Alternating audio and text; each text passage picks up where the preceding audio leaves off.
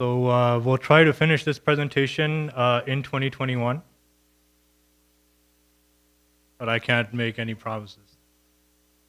Assalamu alaikum once again, everyone. Jazakallah khair for being here in the final hours of the year to kind of have what will hopefully be like a very comfortable learning experience for all of us, me as well, in the process of getting these opportunities, to connect with your community this way and to then prepare what will hopefully be a very, thought-provoking, enriching presentation for you. I learned so much myself, right? And it's such a pleasure to have the privilege to be able to share all of that with you.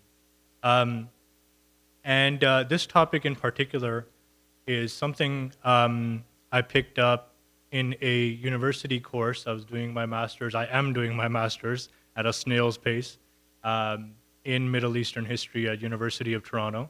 And there was a food history course as part of the coursework that we have to do that I took. I just love food, alhamdulillah. And I took the course out of that combined interest. You learn about food, you learn about history and all of those things. And as exciting as I thought it was going to be, it turned out to be far more exciting and enriching than, even what I had expected. And so since then, I've constantly been, it's not a research area, for me in terms of what I really focus on. It's not something that, I would consider myself an expert on. So please do keep that in mind.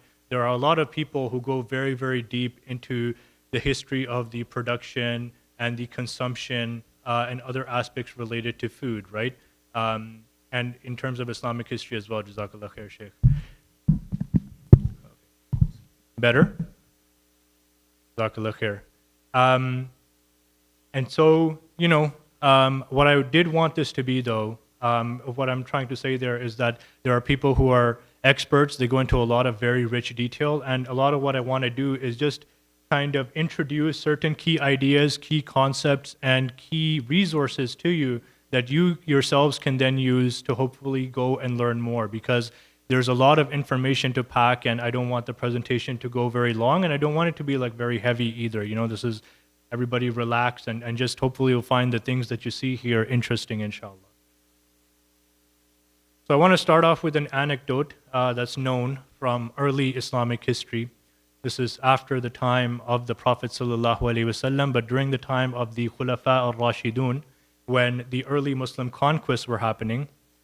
And there's this very interesting anecdote that is, recorded in our sources, that there was one sort of part, one segment of the army, the Muslim army, composed mostly of Arabs, and they are conquering the lands of Persia around what is now modern-day Iran, as well as, southern Iraq.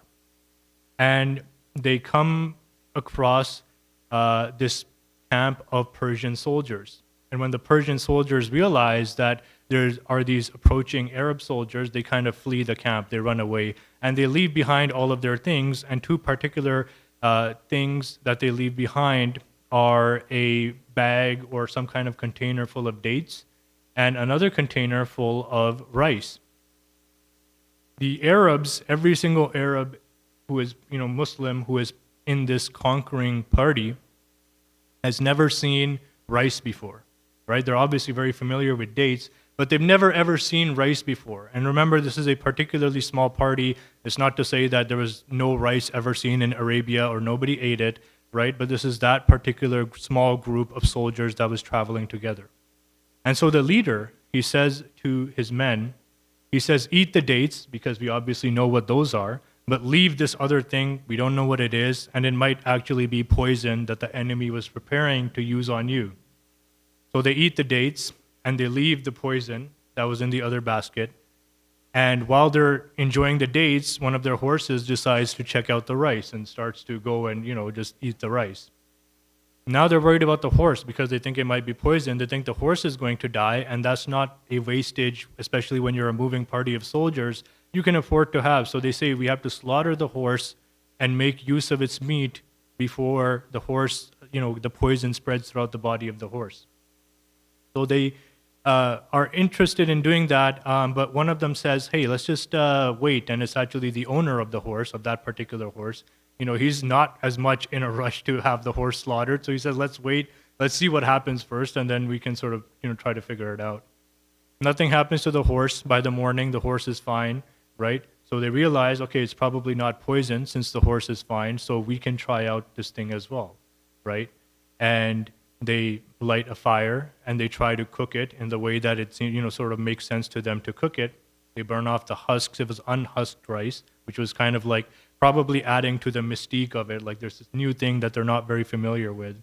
And then you can see the quote there. The commander of the party, he says, pronounce the name of Allah over it and eat it, right? So now that we've established it's not poison, and the source that records this, it says they ate it and they found it to be a most tasty food. So this is the starting point for the early Muslims, right?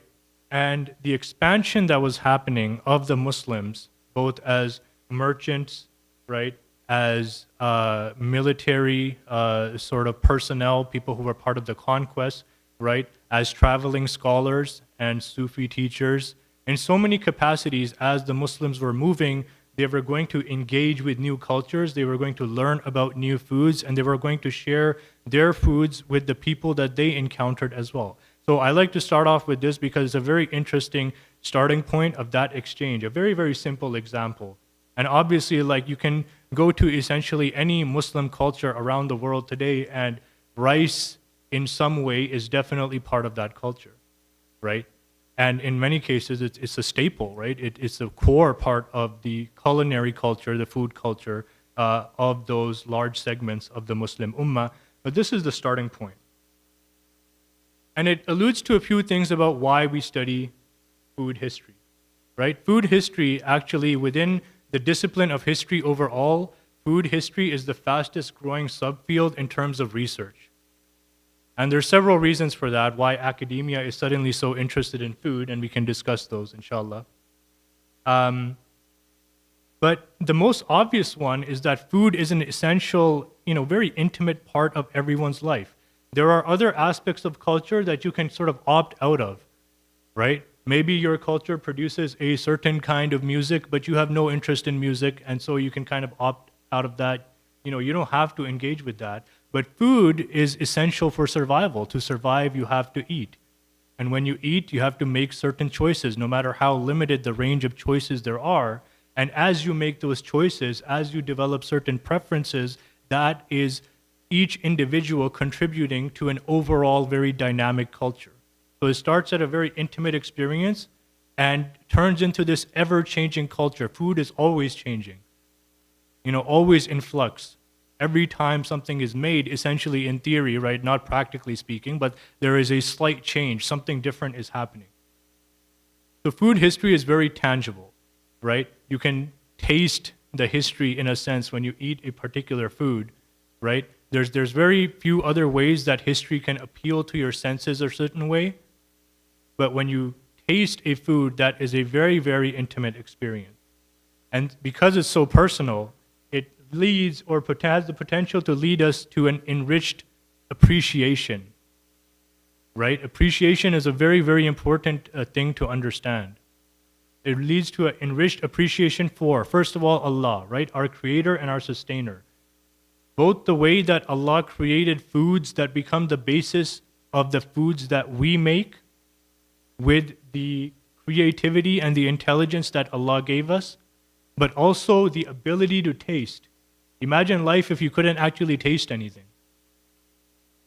right? There would be a certain enjoyment, even in this dunya with its restricted sort of range of enjoyments. There's a certain enjoyment we find in food. Imagine we didn't have that. And it's so interesting to actually go into the science of this and to see how Allah has created our bodies to the point that, one of the very interesting things I've read recently is about how after you've eaten a certain food a few times and your brain has made an association of a certain taste and certain feelings with that food, there is a psychological process there, whereas after a few times, just seeing that food or just the thought of that food, your brain will actually start to generate the taste.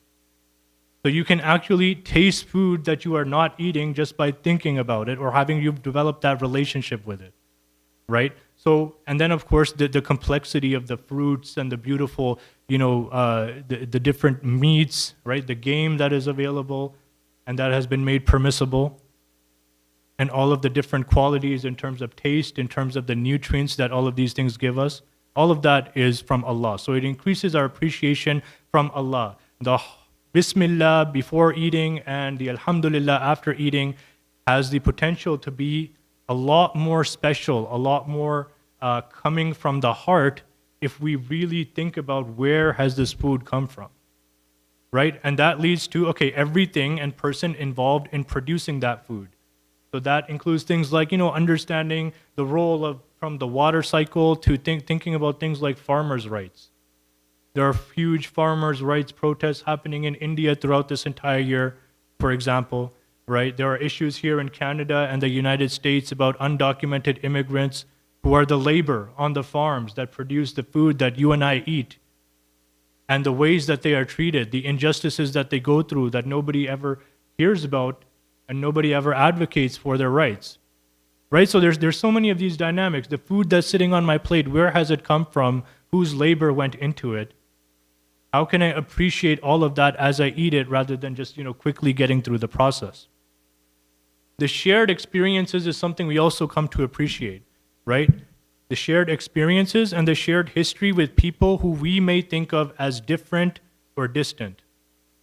We came from all different parts of the world, right? We came to this particular corner of the world that's known as Canada, right? We learned about certain foods here. We brought certain foods from the cultures that we came from, right? They enjoy our food. We enjoy their food. We share our food on special occasions. All of these things reduce distances and give us a better sense of how insignificant the differences really are in the grand scheme of things. So when Allah subhanahu wa ta'ala says in the Quran, right, that we were created into nations and tribes so we can get to know each other. This is, individual nations and tribes that way have their own unique cultures, and this is part of that appreciation.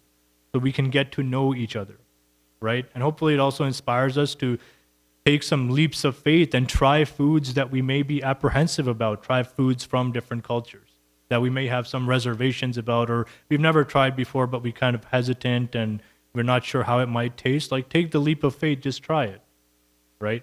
And then finally, the richness of Muslim traditions and the different cultures of the world, right? And particularly, it leads us to an appreciation, I think, for the richness of Muslim traditions, at how deep the Muslim tradition goes, where it does not leave any aspect of your life without offering some advice, without offering some guidance that can help you make the best of that aspect of your life.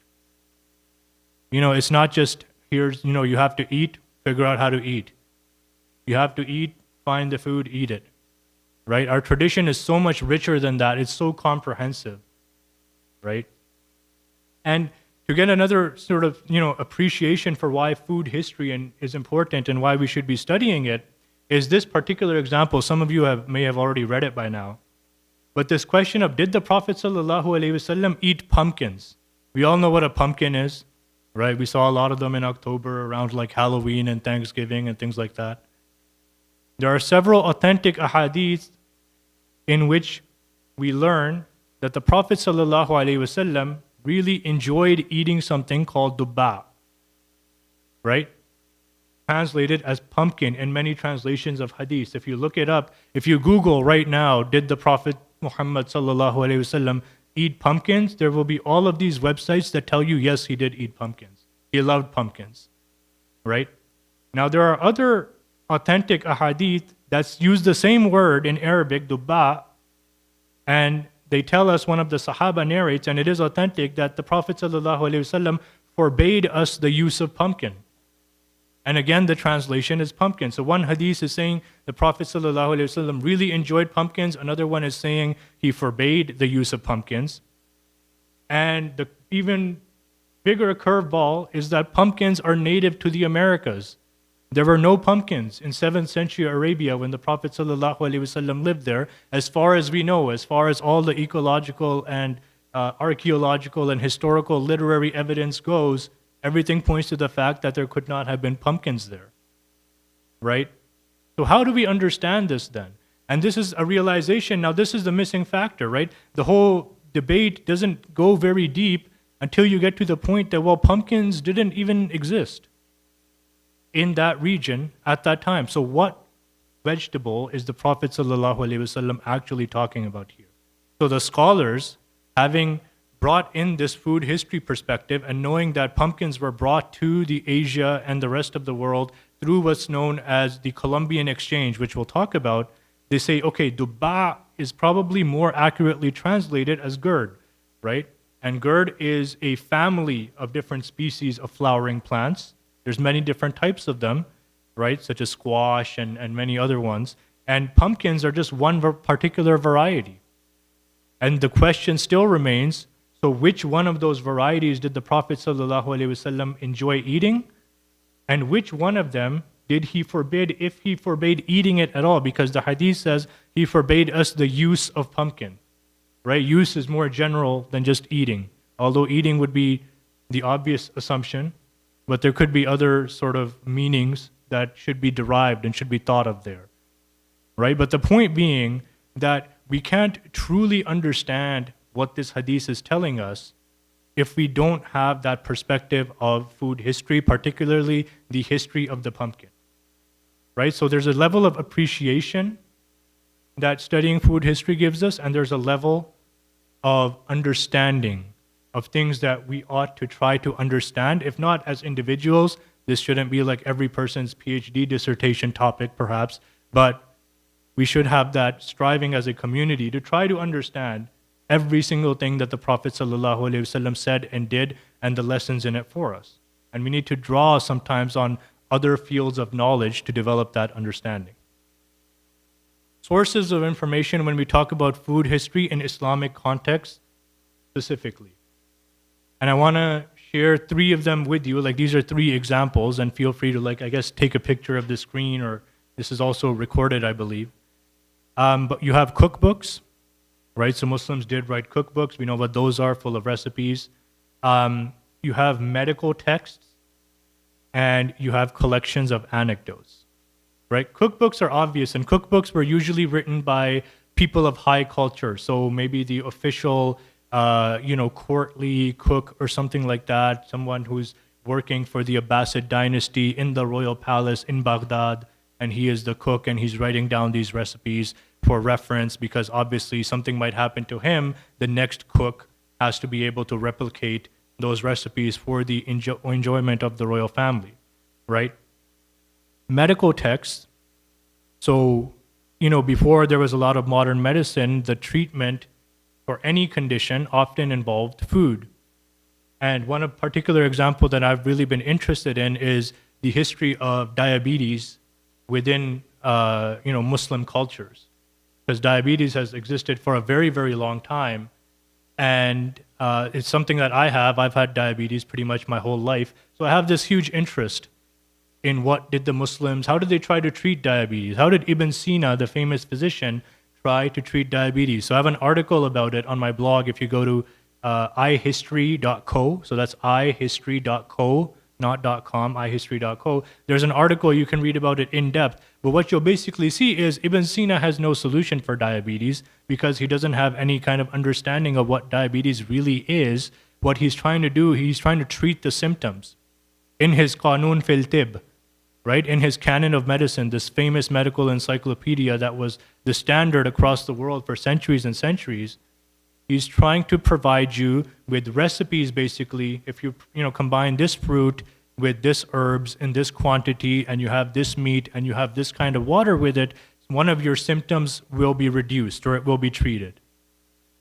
Right? So in a lot of these medical texts, this is the way of trying to solve many of these conditions.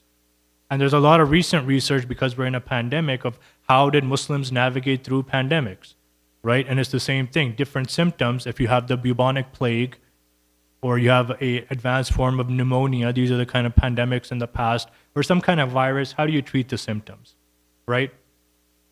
So, one name I want you to particularly keep in mind here is, I'm not sure if you can see it very clearly, but the first book, and this was just published, by the way, this example, right? Best of Delectable Foods and Dishes from Al-Andalus, that's Spain, and Al-Maghrib, North Africa.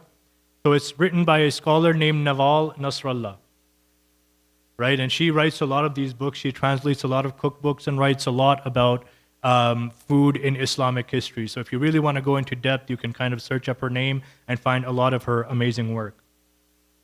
Some of them are combinations, and I wanted to share the example in the middle. It says a soup for the Khan, and Khan there is actually the word Khan, right? The last name.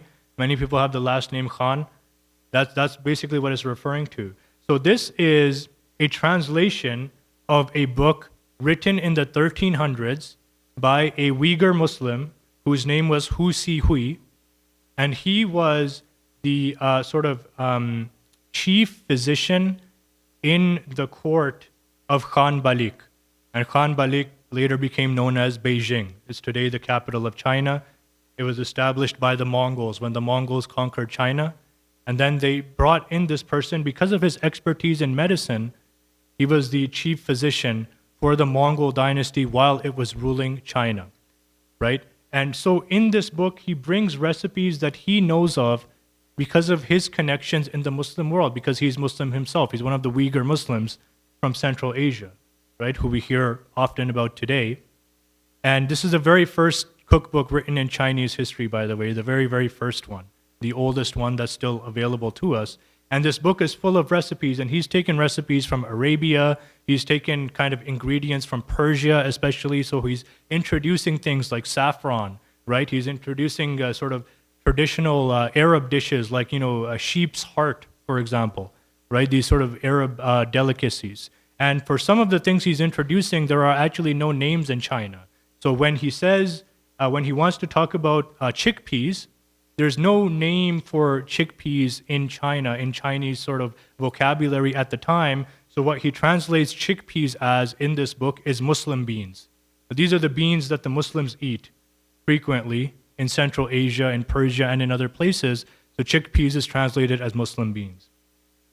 The third sort of resource is collections of anecdotes, right? And this is one of my favorite books because it's so kind of like you read the title, you look at the cover, it looks kind of silly. That this is actually an academic work.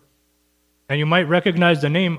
Al-Khatib al-Baghdadi is one of the greatest hadith scholars, one of the most well-known hadith scholars in Islamic history. So this book is actually written by him and just translated by this scholar, right, Emily Silov. And it's called The Art of Party Crashing in Medieval Baghdad. That's not his title. That's obviously her title that she's given to the translation. And it's literally about party crashing weddings. You're not invited to a wedding, you show up anyways. Someone's having a party, you're not invited to a party, it's medieval Iraq, it's Baghdad, you show up anyways, right? And the various different aspects related to that, anecdotes related to that, and you have different kinds of books of this sort. And you'll find many of them, but in this one in particular, because it's about party crashing, there are a lot of anecdotes related to food, right? And including famous people like Imam Abu Hanifa and some of his stories, like quite comical stories, funny stories, right, about food. And that's one of the things maybe we can come back to if you're interested in hearing one of those stories, but I do want to move on. But these collections of anecdotes is often where we find information about Muslims and food culture. And then you have to slowly piece it together to try to get a better sense of the overall of what was happening. But again, there's often about Islamic history, I have to say, I can't tell you very much because there's not a lot of examples, not a lot of anecdotes or details to talk about. But when it comes to food, there is so much. Why? Like I mentioned at the beginning, everyone has to eat. Everyone has a relationship with food, right? Everyone has a story related to food and experiences. And so in some way, in some form, those get recorded somewhere and end up often in books of anecdotes and other things as well. Now, like I mentioned, the story of the rice at the beginning, right? The Muslims encountering, that particular group of Muslims encountering rice for the very first time. To go from that to this event that lasted a few centuries that historians, and particularly a historian named Andrew Watson, he developed this thesis in a lot of detail in the 1970s. He says there's an event in history that should be referred to as the Islamic Agricultural Revolution or the Arab Agricultural Revolution, right? And other people have called it the Islamic Green Revolution, right? And this is as the Muslim empire expanded and reached into different zones of the world, and especially South Asia and Southeast Asia. So as it expanded into the Indian subcontinent and then into Indo-Malaya, right, into that region, these regions are rich in their food culture from ancient times. Just the fruits, right? Just like take anything else out of the picture. You go to a place like Malaysia or Thailand or India. I was in Pakistan a few weeks ago. Just the fruits, right? And then everything else that was developed over time in terms of food culture, spices, right? Where was Columbus trying to go? Trying to go to the Far East, right? To collect spices. So as the Muslims connect that entire region and become this, Islam becomes this unifying force across that entire region, what happens is food gets picked up from the east, those eastern regions, and it starts to move across to the west, westward across the Muslim lands, right? And we'll talk about one of the ways in which all of this happened later on. But that was combined with innovations in agriculture facilitating technology. So, you know, all of those famous thinkers and scientists and engineers and the development of algebra and all of these things that we hear about that were happening at the time, right? Part of that is a very practical purpose of facilitating different kinds of industry. And one of those industries was certainly agriculture, right? And making land that was not fertile more fertile. How can we dig better canals? How can we get water to places in the desert that it doesn't naturally flow to, right? How can we get, you know, certain fertility in the soil so it can start to support crops that it didn't support before? So those innovations are happening at the same time as the Muslim empire is spreading, right? And it's also becoming more interconnected by trade, and so food is moving westward. And you have a list there of particular foods that were picked up in the east and moved westward, right? So you have sorghum, you have Asiatic rice, right? So Asian rice. You have hard wheat, sugarcane, cotton, citrus fruits, particularly oranges, right? Banana, plantain. Most of these are coming from India, and they're being picked up and traded and implanted or transplanted, I should say, in different regions, right? Particularly in places like Egypt, in the Nile Valley, right? Or in southern Iraq, right? Which is also a fertile region, trying to transplant in those regions. And many of these other products as well, including non-food products like musk, for example, right? Imam Ibn al-Qayyim, rahimahullah, he's saying Tibetan musk is the best musk when he's describing the kind of this fragrance that you should use, not only because it smells good, but also as it has certain effects on your health, right? It sort of boosts your health, makes you feel better, right? So where's that musk coming from? Why is he specifying Tibet? How did that connection first happen? There's entire books about that, about just the musk trade that the Muslims got engaged in, right? So for each of these, you could go into a lot more details. There are books on the history of oranges that go into a lot of detail on how oranges were spread, particularly, you know, through a Muslim role. And another one of the very fertile regions that they ended up in was Spain, Al-Andalus, which is where Europeans would encounter many of them for the very first time, and then they would spread from there in a very critical kind of moment, which we will talk about. If you're interested, one thing that you can search up is called the Philaja Text Project, right? You can Google it. It's a public history project, very, very detailed, very, very well researched, a lot of pictures about Muslims and the agricultural innovations and the things that they did, right? It's a great resource available completely for free and very well organized online, and gives us such an appreciation for how foods we might take for granted are, you know, spread historically, and the kind of efforts, the kind of ingenuity and problem-solving skills that went into making that happen. And another thing I want to point out is, again, labor is something to keep in mind here. Remember, like I said, who is producing the food, who is involved in it, and the largest rebellion in Islamic history happens in this context of the Islamic agricultural revolution. You can see the dates there of the Zanja Rebellion. Zanj is a word that denoted a certain disadvantaged class in society, and there's a lot of debate over whether it specified a particular race, right, or whether it specified people in different situations, whether they were enslaved. Some of them weren't enslaved. Like, there's a lot of debate about the specifics about who was involved, but it does seem that people of many different backgrounds were involved, and what they had in common was, one, they had grievances against the central government in Baghdad, right, that they took the opportunity to kind of join the rebellion to express those grievances that way. And then the other thing is that they were involved in this process of trying to make, that basin where the Arabian Sea sort of meets into the region we know as Kuwait, right, and southeastern Iraq today, right? There is a process to try to make that region more fertile, but the working conditions are very difficult. So obviously in Islamic history, it's not that everyone was being very just, they were being really fair, right, in terms of the leaders. So the labor that's producing the food of the Muslims even that time is suppressed to the point that this rebellion breaks out that goes on for decades, right?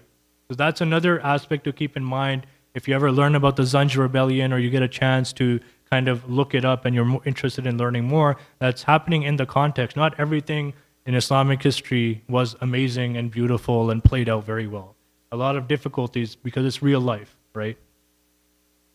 And one of the things that this enables, right, this Islamic agricultural revolution, and eggplant was listed, right, in the list, the slide previous to the previous one,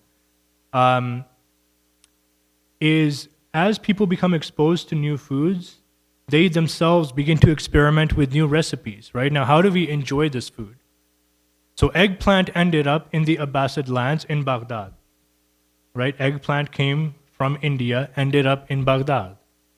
And there's all of this poetry. If you actually go into it, like the poets used to say things like, because eggplant, as we know, is a very bitter kind of on its own, right? So there's all this poetry, and the poets would say things like, its color is the color of the belly of the scorpion, and its taste is like worse than the taste of the poison of the scorpion, right? So they're saying things like that until one particular person named Buran, she is an Abbasid queen, right? She decides to sort of experiment with the eggplant and see, okay, what else can we come up with? So we actually know the specific recipe that she ended up with, in which she said, okay, the eggplant has to be cut into thin slices, and then you have to get a mixture of salt and sesame seed oil, and you have to keep the eggplant sort of infused within that, and then take it out and then dry it and then cook it, this. Like, I don't remember the whole recipe. Those are some of the early steps of it. And then it will start tasting very good. And you can enjoy it as part of different meals. So you can see that recipe that she came up with, it turned into what's still known as this particular meal. You can Google the recipe for this right now, right? But what's interesting is that how far this recipe spread and how it took her name with it. Right, so you can see on the map there, I'm not sure if everyone's able to see clearly, but you can see there, you can go to an Afghan restaurant today and order an eggplant-based dish, and it's called borani. Right, an Afghan or a Persian restaurant, they will almost always have borani. Right, in the UK, you have aubergine. If you actually pronounce these words, they have that same, you can tell that trace is going back to her name, the queen's name actually, right, all over the world. And as you can see in the example of the Caribbean there, in some Caribbean nations, they just refer to eggplant as brown jolly, right? So it's the context has completely been lost on why do we call it brown jolly? I mean, how does that make any sense? We're not sure, but that's what they used to call it in the other language, so we just picked it up, brought it into Caribbean English, and of course it's all going back to the Arabic name of this woman named Buran. Right, and this is, historians of food say, this is the only known example where a global dish right, that is enjoyed globally in many different cultures can be traced back to one single person and her creativity. And especially if you think about the context that this is a queen, right? So she could be like, giving it to one of her servants, or be like, why should I care? Like, I have better things to do, like nothing, right? Just chill, right? Why should I step into the kitchen, and who cares about eggplants? Like, people like doctors, physicians actually used to say, because the taste is so bitter, physicians used to say things like, and this is all recorded, right? They used to say things like eggplants cause cancer, right? They cause freckles. If you have freckles on your face, it's probably because you ate eggplant, or one of your parents ate eggplant. Right? So these are the kind of things. And then after she makes this new meal and word of it spreads and the recipe spreads and people, they try it out for themselves, the poetry changes. The physicians' references to eggplant, they suddenly change. Like, you can actually notice, this has been studied, the sudden change in the way it's discussed. So it went from being compared to the scorpion, suddenly the eggplant is like the pigeon, because it has that dark color. So it's like the pigeon resting on a beautiful leaf in an orchard. Like, this is the way the poets begin to describe it, right? And one of the key lessons, I think, from this particular story is how far a personal effort can go. Like, Buran does not know about that we're sitting here in London, Ontario, the year is 2021, and we're talking about her and her contribution. She didn't know that when she was trying to figure it out in the kitchen, right? And especially a lot of, like, nowadays, we want that immediate return on investment, right? We want to immediately get some kind of result or some kind of benefit from any effort that we're making, and we want to see it. We want it to be very tangible. And that's useful to a certain extent, but sometimes it's the sheer curiosity, the sheer drive that, no, we're going to try to figure this out and try to do something different. Let's try something new, right? And that should be very much a part of each of our spirit. Another example of the spread of food is the example of coffee. I'm not going to go into a lot of detail because there's so many references that you can find that give you, so much detail about the spread of coffee.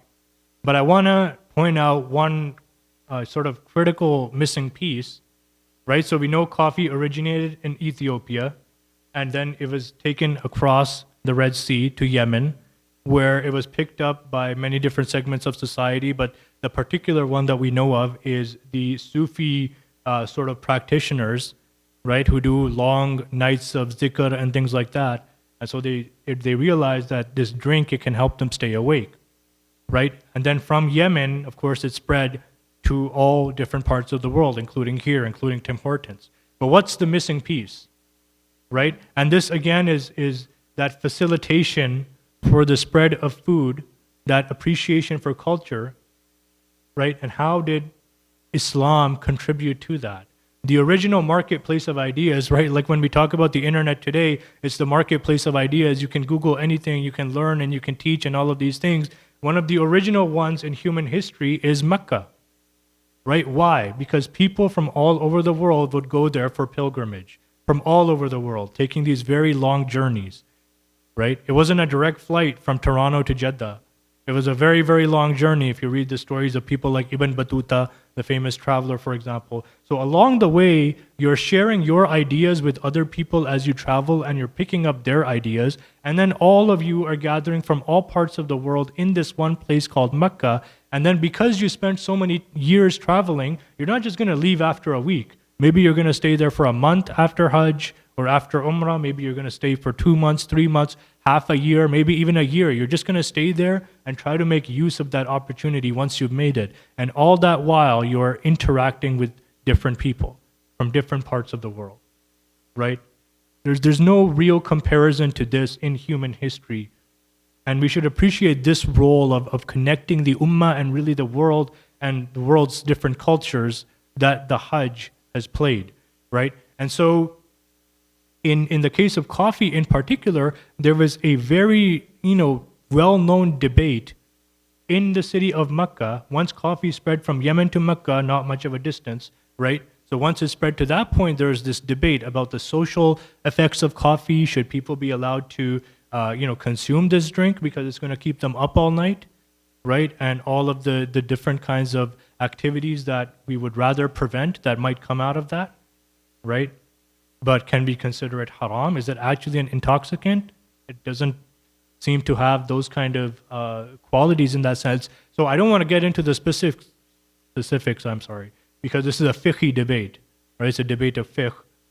But you can read about them. The point is that if coffee had not been ultimately declared lawful, halal, in that particular environment, in that particular gathering, there is a possibility, right? And this is what we call counterfactuals in history.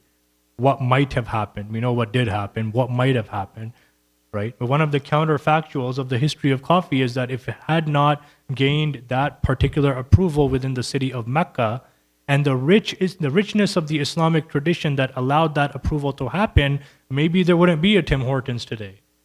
Maybe coffee would not have spread. Right? So it gives us an appreciation of the, not just of the spread of food and how people carried food to different places with them, but also about the Islamic element within those stories themselves. I do encourage you to definitely read about the history of coffee because, again, the Tim Hortons cup, right? This is such a part of everyday lives of all Canadians.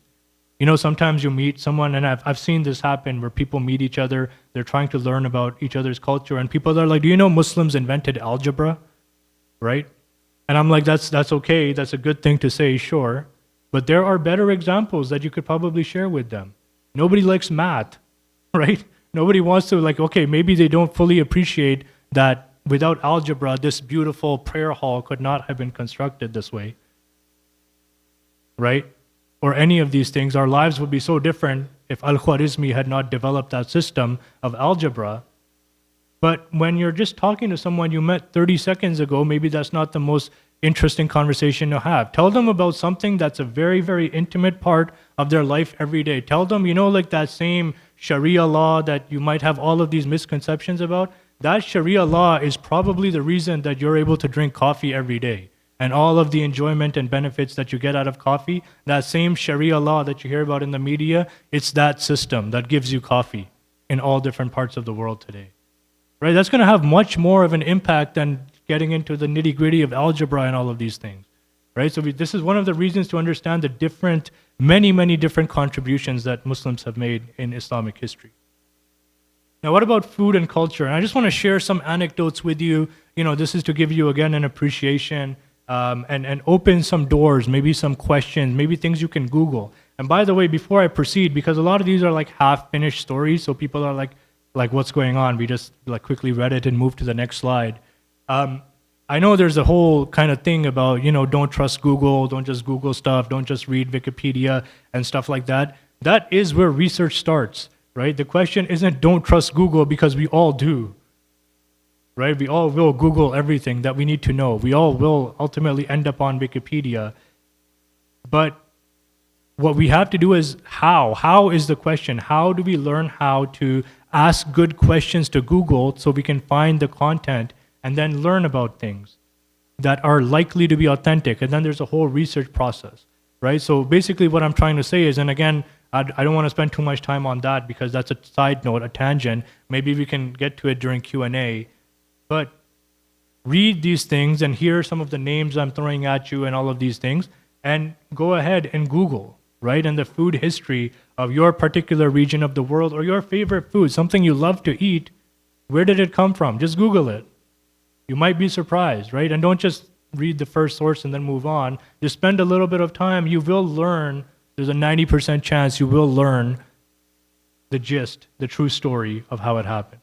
And that's with, you know, I'm just exposing you to some of those kinds of stories here, right? So enjoy in times of weddings. For example, there's a narration recorded again by Khatib Baghdadi, the famous hadith scholar, and he says they were discussing wedding food around Umar ibn al-Khattab radiyallahu anhu, and someone asked him a question. He said, Ya Amirul Mu'mineen, why is there a flavor in wedding food that you can't find anywhere else? Right? And Umar radiallahu anhu actually has an answer for this. This is something he has thought about, or he thought about in that moment when someone posed that question to him. Right? He says, the Prophet Sallallahu Alaihi Wasallam said, or he prayed basically a blessing upon walima food, right? That's what's implied here, on wedding food. And Ibrahim alayhi salam also prayed that Allah bless it and make it tastier. So there's a pinch of the food of Jannah mixed into wedding food, which is why it tastes better. Right? So this is one of the narrations, again, recorded by Khatib al-Baghdadi. But the point is, that the key point is, apart from the very interesting details mentioned, is that Umar radiallahu anhu does not say, why are we talking about this? It's like, okay, man, like there's all of these things going on, massively expanding empire, all of these, I have to be the judge, I have to resolve all these cases, and you're coming to me with a question about why is there a flavor in wedding food that you can't find anywhere else? He was not dismissive. He was appreciative of food himself, and he recognized that the person asking the question was also trying to kind of get a grasp on his appreciation for wedding food in particular. So he gave him an answer, a very well thought out answer, right? In times of hardship, the poet, the spiritual teacher, right, the mystic, Maulana Rumi, Jalaluddin Rumi, he dies in Konya, right, in 1273, lived at the same time as Ertugrul. I'm not sure why they did not have any kind of involvement of him in the show, because they lived at exactly the same time, and if you've gotten far enough, Ertugrul goes to Konya every day, right? But anyways, side note, there's a cat that had lived in Rumi's home, and when Rumi passed away, the cat was visibly affected by sorrow, essentially. The cat stopped eating, and a few days later, the cat passed away, right? So Rumi's daughter takes it upon herself to go through the rites of burial and bury the cat close to Rumi himself, and then to prepare halwa, right? I'm sure everyone knows in some capacity, regardless of which Muslim culture you come from, what halwa is, right? It can take different shapes in like South Asia and the Middle East and stuff like that. I know, but I'm sure it's like a sweet, basically, right, in some form. And that is a culture among the Turks to this day, actually.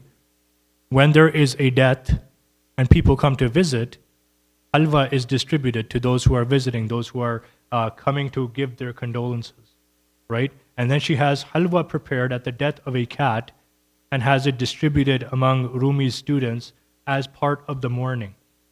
And Anatolia at this time has a very, very simple food culture, right? Even, if anyone here is watching the show Ertugrul or any of these shows, pay attention to what they eat and how they talk about food, right? This is a merging that is happening, and there is a certain scarcity. Very, very simple foods from Central Asia are being brought into conversation, essentially, with these new foods that they're encountering in this land known as Anatolia, today known as Turkey, and today, as we know, the food is incredible, mashallah. Other instances where food kind of comes into the picture, right? You have diplomacy, you have poetry, you have charity in every aspect of life. Khurram Sultan, who was the Ukrainian-born queen of Sultan Suleiman, the lawgiver, the Ottoman Sultan, she established a waqf, an endowment charged with feeding 500 people twice a day in the city of Jerusalem, right? And this is known as the Haseki Sultan Imarat, lasted for a very, very long time in Jerusalem because it was endowed that the taxes collected from certain villages in Palestine would go towards, or a part of that would go towards, funding this initiative, right? Feeding 500 people twice a day. And there's a very, very, very interesting, it's very specific, but very interesting book about this called Constructing Ottoman Beneficence. So again, Constructing Ottoman Beneficence, which goes into details about how did they kind of prepare the bread and the soup and the different things that were going to be served and all of this, right? In Muslim West Africa, again, I'm just jumping from place to place, giving you a bit of exposure. Here and there, we don't have very much time, right? In Muslim West Africa in the 1800s, the German traveler Heinrich Barth, he discovered that millet was far more than just a food. It was a staple in their diet, right? And I want you to really read his book. It's called, or not his book, it's called A Labyrinth of Kingdoms, 10,000 Miles Across Islamic Africa. In the 1800s, this German traveler, and most of them were Orientalists, or they were just kind of paving the way for colonization and these things. Heinrich Barth is one of the few examples of someone who seemed to have been a genuinely curious, appreciative scholar of what the Muslims in West Africa were doing, what their culture was like, how they lived, all of these kinds of things, right? So he records all of these interesting details. So he says it's a sign of hope, right? When you come across the Sahara Desert, the way you know for sure that the Sahara Desert has ended and you have come into fertile land is when you see the millet fields. Everything else can be misleading, but when you see the millet fields, so in that sense, it's a sign of hope. You have survived the crossing of the Sahara Desert, right? It's a rite of passage. So a boy is considered a male, like a grown man, when he is successfully able to harvest millet. This is actually the test that they're put through. If you are not successfully able to do that, you are not going to be allowed to harvest. You're not going to be considered a grown man until you're able to do that. It's used as currency, so people actually use it for bartering, right? And it's also a diplomatic gift that Sheikh Umar, the ruler of the Kanem Bornu Empire, he gave to Heinrich Barth a large supply of millet as a diplomatic gift, essentially saying this is the best thing that we have. Not in the sense of, oh, we don't have anything better than our food, but in the sense that we have so much appreciation, right, and so much pride in our food and in this particular product that what we're going to send to Queen Victoria in London is this shipment of millet, right? So another example there, and then there's poetry. So you have examples you might have read already, Abu Ishaq, Persian poet, Mirza Ghalib, right, famous poet from the Indian subcontinent. Mirza Ghalib loved mangoes in particular. So he's writing a poem about any topic, and he wrote about many, many different topics. Suddenly he's talking about mangoes, like somewhere in the middle of it. Can't blame him, right? Indian, Pakistani mangoes, you guys know how it is. The Persian poet Abu Ishaq is right, like he wrote books, he wrote poetry, he wrote all of these different kinds of literature. All of them are about food. His entire literary corpus is all about food, right? So his main work is called The Treasure of Appetite, and he wrote an epic poem, a very long poem that's called The Epic of Saffron-Flavored Rice and Meat Pie. So again, people are appreciating food in different ways. Another example I want to give you is actually from Indonesia. And this one relates to pandemics and how food is a form of communication in this particular place in Islamic history as well. So food as communication. When a certain plate is brought to the table, when you realize that someone is cooking something, it's a message of what else is happening in society.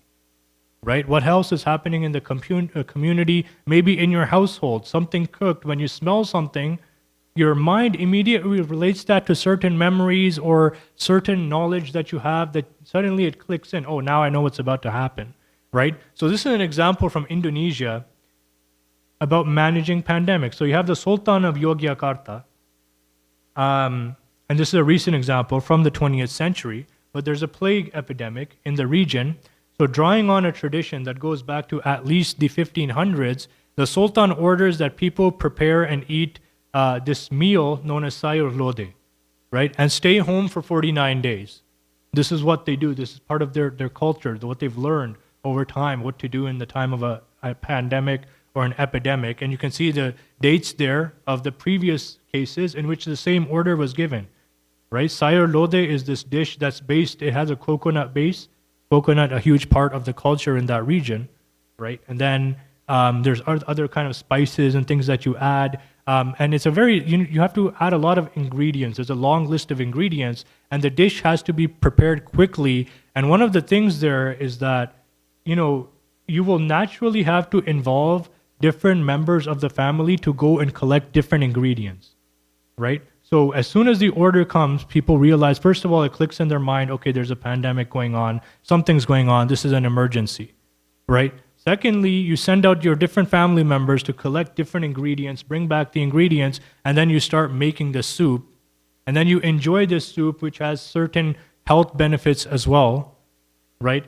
During the 49-day duration that you're supposed to stay home. And so the sayur lodeh, the order to prepare it, is a form of communication. Instead of saying, hey, there's a pandemic, everybody locked down, nobody move, nobody, they're saying, no. It's just the cultural thing to do.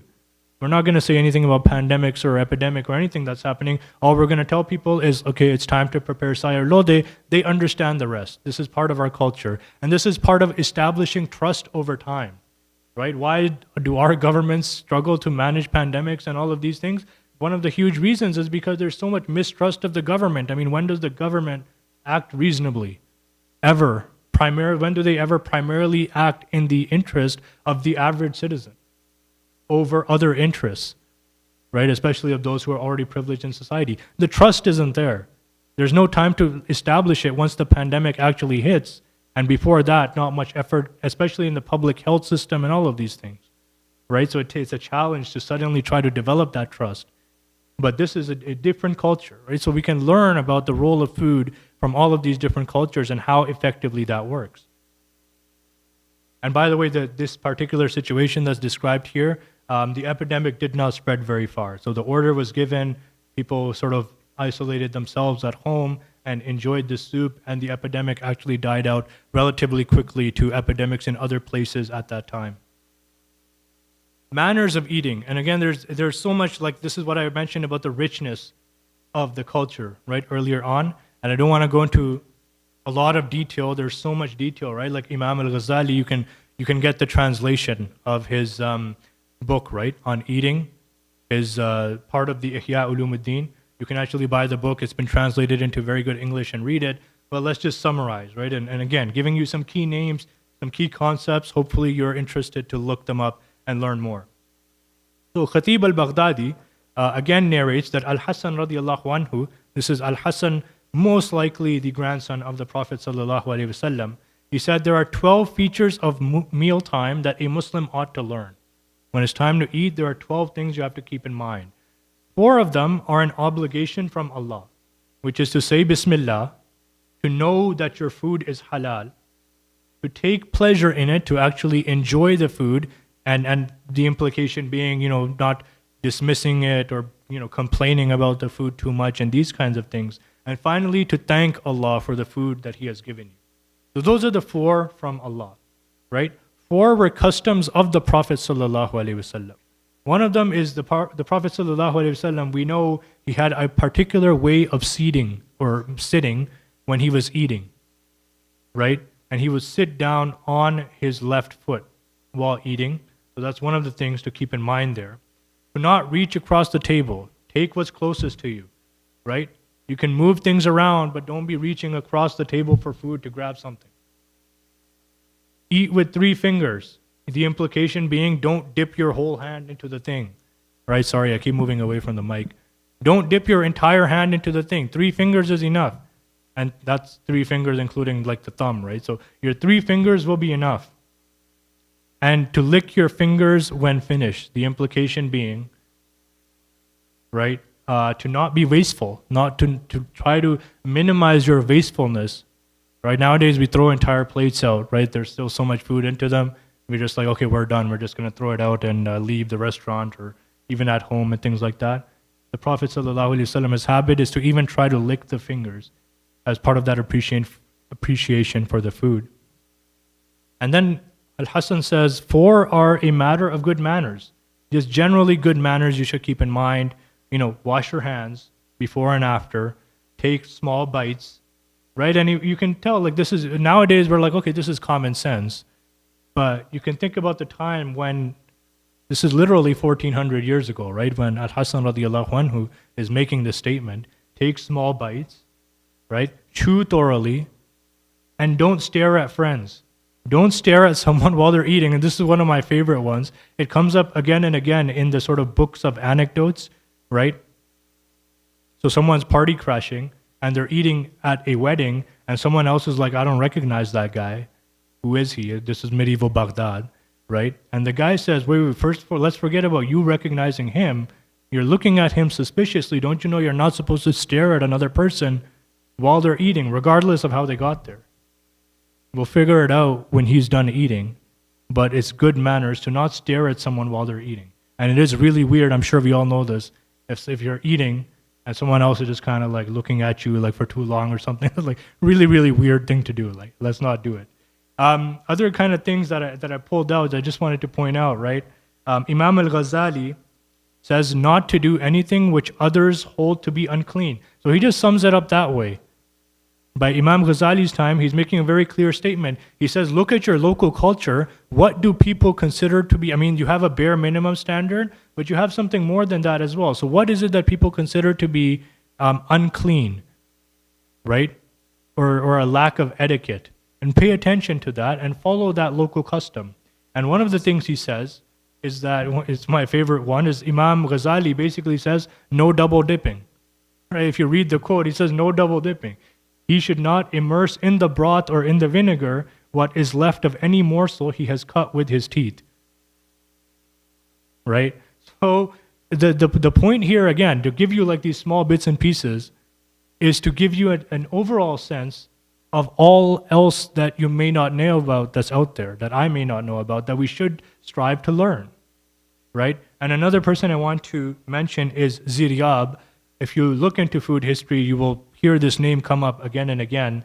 But he's credited with introducing the concept of the three-course meal, and also the concept of drinking from crystal goblets, which was the move towards glass, because everyone used to drink either from earthen goblets, right, or from metal, basically.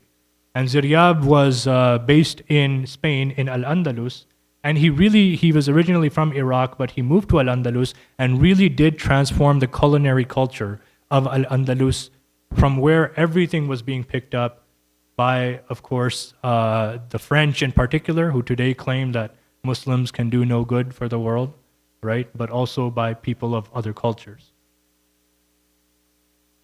And from Spain also begins what's known as the Colombian Exchange. So remember the pumpkin. We said the pumpkin is native to the Americas. Other things that are native to the Americas include turkey, right? Include corn and all of these things. So once Columbus, quote unquote, discovers America, this huge exchange happens of people, of course, and that also involves the transatlantic slave trade.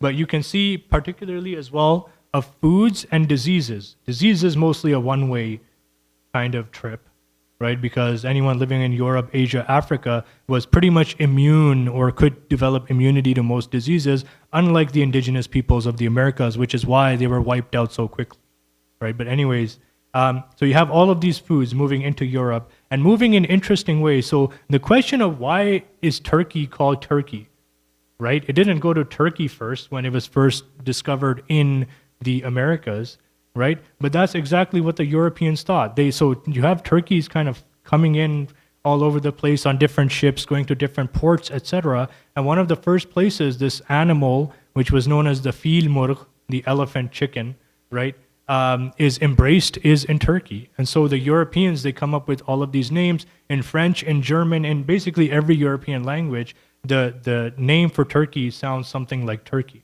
And there's a lot of confusion of the exact movement of this species and this food. So another interesting thing is in Turkey, right, they refer to the turkey, so in Turkey, the country, they refer to Turkey, the animal, as al-Hindi, meaning the Indian animal, basically. And in India, they refer to it as al-Turki, right, as the Turkish animal. So the exact movement of how turkeys are getting around is very unclear, right? But another example of how this exchange is happening. And then certainly another good example is corn. Corn was first domesticated in Mexico, right? And then spread to other regions, including here in Canada before the Europeans arrived, and then taken across into the old world, quote unquote, right? And one of the places it ended up is again in the marketplace of ideas in Mecca.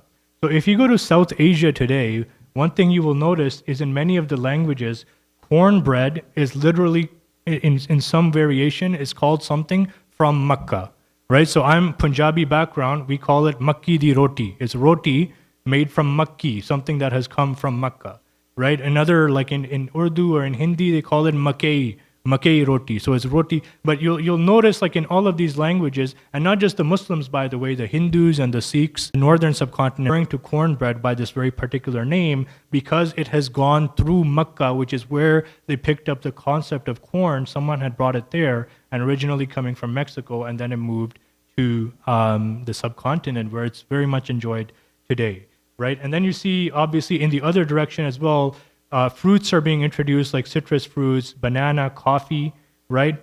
And one reason to pay attention to this is almost all of these fruits in this list were brought to Spain in the first place, which was a launch pad for the Colombian Exchange, but were brought to Spain in the first place by who? By the Muslims, right? And the second thing to note is that because the lands that these fruits were taken to turned out to be fertile places to do the husbandry, establish these fruits, is the impetus for the transatlantic slave trade, which brought the very first Muslims to this land, right? The very first Muslims who lived in the land in the Americas where we are now were brought by this process, right? Coffee plantations in Brazil, right? Banana plantations in the Caribbean, sugarcane plantations in the United States and in the Caribbean is where, when we say like up to 25% of all of the West Africans who were enslaved and brought to the Americas were of Muslim background, right? So this is all a part of that process. And another thing I want to point out there is those West Africans are coming with embodied knowledge, right? They have their very, very rich and ancient cultures and their own knowledge that they're carrying with them, even in the state of enslavement. So in the 1930s, there was some research being done on the history of slavery in the United States, in the state of Georgia, like in the southern United States, in a small set of islands off the coast known as the Sea Islands. And they interviewed one woman who was there. Her name was Katie Brown. And she says, she's talking about her history as much as she remembers. And she says, I remember when I was very young, my grandmother used to make these rice cakes that were known as saraka. Once in a while, she used to make these rice cakes and she used to hand them out, right?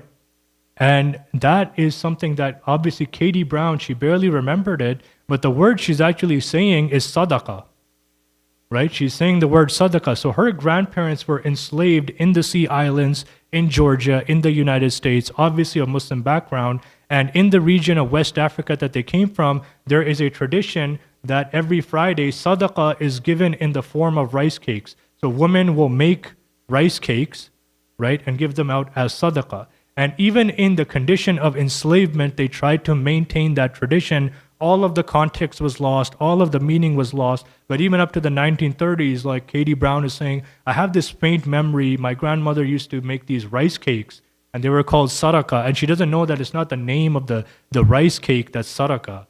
It's the concept of giving it, the sadaqah that her grandmother was referring to, right? So this enduring culture, and in particular, the knowledge that the West Africans had of, basically maintaining rice and rice fields, and it was brought to the Americas. And there's a very famous book that you can read. It's called Black Rice. So if you search it up, and I do encourage you to read it if you're interested in the concept of how rice was developed in the Americas using not just the labor of West Africans, but also their knowledge, this incredible knowledge that they had, that they carried with them to the Americas, which enabled rice to become the global staple that it is today. Rice is arguably one of the most important foods in the world today, and none of that would have been possible. Not just, sometimes it's recognized, the black labor in the state of enslavement, but also the black knowledge, the black Muslims and non-Muslims, the knowledge that they had brought with them, right? So this is all of the exchange that is happening in the Colombian Exchange as foods move around. And as we come into a changing world, as we come into modern times, we start to get more interesting stories. As early as 1513, the Spanish, they tried to bring date palms to Cuba from Spain, and to Spain they were introduced again by the Muslims. They try to bring the date palms. The date palms are attacked by the indigenous people who are fighting back to preserve their lands, right? And then due to weather and other conditions. So the experiment ends, but even today in Cuba, if you go, there's still a town called Al-Datil that you can visit, right? And it's the date is literally what it means. In California, it was tried again in the early 1900s, and it actually did succeed. So dates are grown in California. They also tried bringing camels to California. That didn't work out very well. But you have, it's an entire very Orientalist vision, but you still go to this region of California in the south, away from all the famous cities and all of that. And you have this entire valley where you have towns named like Indio, Mecca, and you have posters with like, people in very Arabesque looking clothing to this day. Again, very Orientalist stuff, but still showing a certain legacy that is at work there. One interesting story of how the world was becoming more and more interconnected as time went on is, so when the Ottomans conquered Bosnia, the region that is today Bosnia, and Bosnia gradually began to convert to Islam, a process that was actually, it was happening before the Ottomans conquered it as well. The Bosnians are in a region of Serbia, Bosnia, that's known as the Plum Belt. There's a lot of plums that are grown in that region, and one of the main uses for the plum before Muslims arrived or before Islam began to spread in the region was to make alcoholic drinks, right? But when Islam spread, obviously, the alcoholics drink industry is kind of going to start to collapse. So one of the other uses, the Bosnians started to develop other uses for the plum. And one of them was to dry the plums and turn them into prunes, basically, which are used in various recipes and things of that sort. And these prunes, they became so adept at the process. They mastered the process of developing these prunes. And the prunes would be shipped from Bosnia to Italy, and then from Italy to the Americas, to the United States, to Brazil, all over the place. And the Bosnians themselves had no idea how far their prunes were reaching and their plums were reaching all over the world, right? So in 1863, suddenly, there's no demand for their plums. There's no demand for any prunes, right? It's completely dried up. They're not sure what's happening. So there's all this panic among the farmers why the people they usually sell to are no longer buying. And so there's an inquiry that's held and a lot of research is done. What's happening? Why does nobody want the Bosnians' plums anymore? And it turns out that there is a war going on in the United States known as the American Civil War. And because of the war and the disruptions, right, there is a sudden decline in the Bosnians' plum production. And most of these farmers have never heard of a place called America or the United States or anything. They have no idea where this is happening, which war is it, but they are directly connected in some way to the American Civil War while sitting all the way in Bosnia. And the other way around as well, things are moving eastward as well. So there is very interesting research, again, something to look up, is Nestle in the Ottoman Empire, right? So the Ottoman Empire, when Nestle was first developing as a company, Ottoman Empire was still around, and they actually started operations selling their first major product, which was baby formula in 1875. And it was there that they explored, okay, how can we globalize our marketing strategy? That Nestle sort of played around with, tradition. They would take traditional ways that the Ottomans would market something to the point of people going around with drums and these kind of parades happening with camels and showing pictures of Nestle products, right? And kind of trying to recreate the concept of a caravan coming into town with new goods, right? Trying to see, okay, what would these people be familiar with? And very, very interesting stuff. You can see the ad here. This is actually an advertisement, right? You can see Nestle kind of written there. And the ad is basically saying that Nestle, it's in Ottoman Turkish, it's saying that Nestle has the best milk chocolate, right? So it's an ad from 1909 from Istanbul in the Ottoman Empire trying to sell Nestle's milk chocolate, which at the time was a revolutionary kind of product that they had come up with. So the exchanges, are continuing. And then finally, Muslim foodways to Canada, right? And then obviously there may be examples here in the community and all of that, but I just want to share some early ones, right? Recipes for several types of curry are found in Canada's earliest cookbooks, and curry powder was considered an essential ingredient for the pioneer settlers, right? So you read about it in their books, etc., right? So before there were any Indians, Muslim or non-Muslim, people of South Asian background, curry powder had made its way into Canada and was considered an essential, right? It's like we have these long winters that we have to endure, and the tastefulness that this gives to the food is something that helps us get through all of that. Rajib Asim, the first Muslim to settle in Toronto, the first Muslim that we know of, he came as a refugee from Albania. He was of Albanian background in 1912. And he couldn't find a job because of discrimination because he was a Turk, right? So he couldn't find a job in Toronto. And again, this is only about 100 years ago, right? 99 years ago starting, 100 years ago starting tomorrow. And he ultimately started High Park Sweets, which was a store. If you know, in Toronto, High Park is this major park in downtown. He started on Bloor Street, right across from it, after some of his brothers had arrived because he couldn't land a job. And he started selling Turkish delights and drinks and snacks and became very, very successful through that process. And ultimately, he was the one who established Toronto's first masjid many, many years later.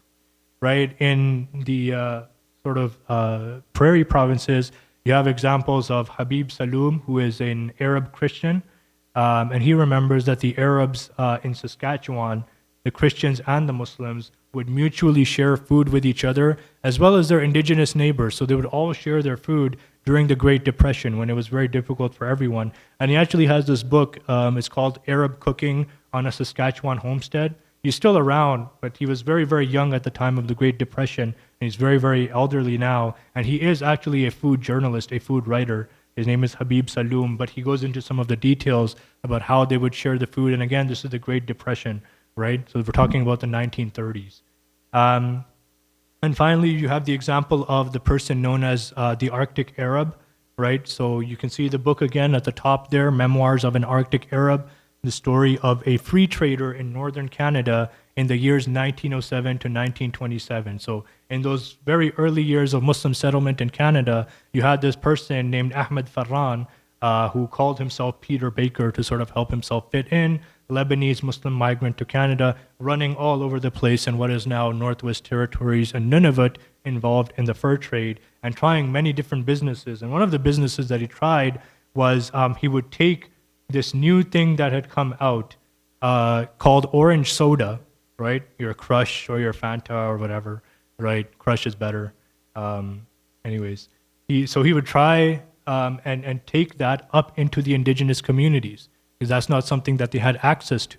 And he would also try to take fresh oranges to them, which is also something they didn't have access to. But obviously transportation time is very long, right? And so you have to think about what's the best way to preserve these things to actually get them into those communities. And he was successfully able to do that to the point that the indigenous peoples of a particular town, Fort Resolution, Northwest Territories, which is just across the northern border of Alberta, they actually gave him a nickname in their indigenous language. They used to call him Orange, right? Because he would bring that up. So, it's been my slides end there. Complete presentation. Jazakallah khair for sticking around all the way through. I really appreciate it. And I apologize if it's longer than you thought it would be.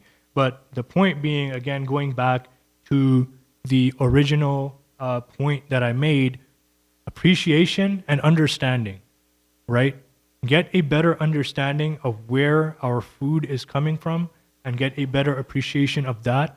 And then get a better understanding of how does our deen shape our relationship with food, and try to get a better appreciation of that as well.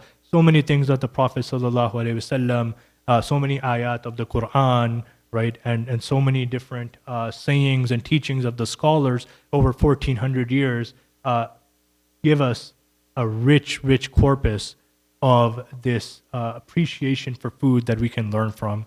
And then there's the food themselves, right? When the food is right in front of you, very tangible form, say Bismillah, eat it, enjoy it, share it with others, experiment with it, try new recipes, try new things, right? And definitely say a very, very gratifying Alhamdulillah, because I hope one thing that this presentation has given you a sense of is that the food, and especially living in a place like Canada, right? You guys may not have as many options in London, but we came from Toronto, alhamdulillah, my friends and I, right? And alhamdulillah, we have a lot of options in terms of halal food, and it's a work in progress, right? So much.